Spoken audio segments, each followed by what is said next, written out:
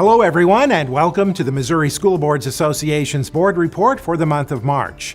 We thank you for the opportunity to share some news and information during a few minutes of your board meeting. We begin with a look at MSBA's recent legislative forum in Jefferson City, where nearly 300 school board members and administrators participated. One of the speakers at the event was the president of the State Board of Education, Charlie Shields, who said the state must place a high priority on early childhood education, since the education of a 3-year-old is as important as the education of a 3rd grader. He also touched on the issue of charter schools, saying current charter school laws in Missouri are a mismatch of accountability. Now, I believe that there is a role for charter schools in the state of Missouri. But we need to have workable laws and better understand what it takes to make charter schools successful. And I think that discussion has to take place before any discussion about expansion of charter schools occurs in this state. Shields also said closing poorly performing charter schools has proven to be difficult under current laws. There are currently several bills moving in the General Assembly that would expand charter schools beyond St. Louis and Kansas City, where they currently exist. MSBA believes charter schools should be authorized by local boards of education and held to the same accountability standards as traditional public schools. Shields also urged school board members and administrators to tell legislators about the great things going on in Missouri's public schools. You hear this in the Capitol from all these sources that say public education is failing our state. But the one thing that is always common that people say that public education is failing our state is they usually have an economic interest in the solution.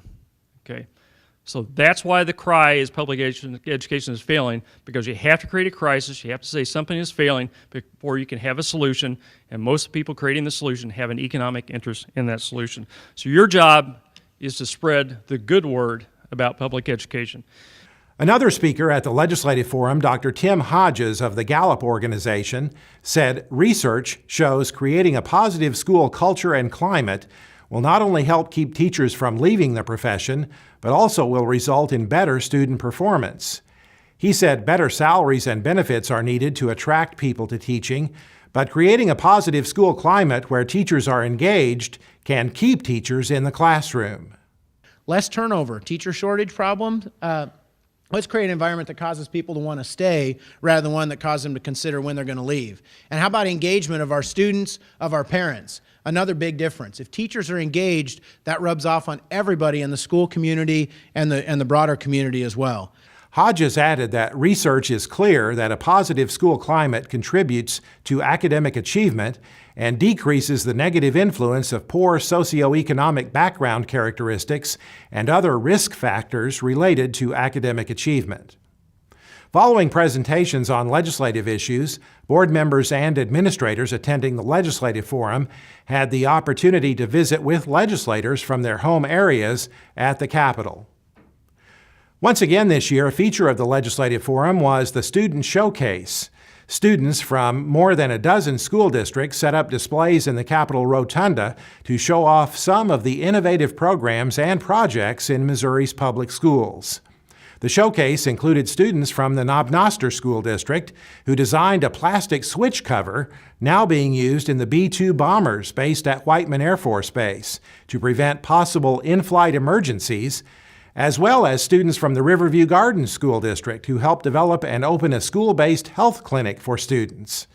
We thank all the students who participated in this year's Student Showcase. MSBA will be hosting another Student Showcase during this fall's annual conference. MSBA's spring regional meetings are coming up in April and May. A meeting is held in each of MSBA's 17 regions in the state.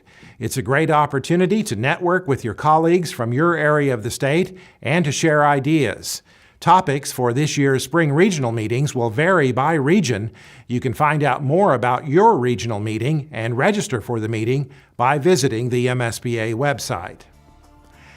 That's it for this month's edition of the MSBA Board Report. Thanks for allowing us to have some time at your board meeting, and so long from Columbia.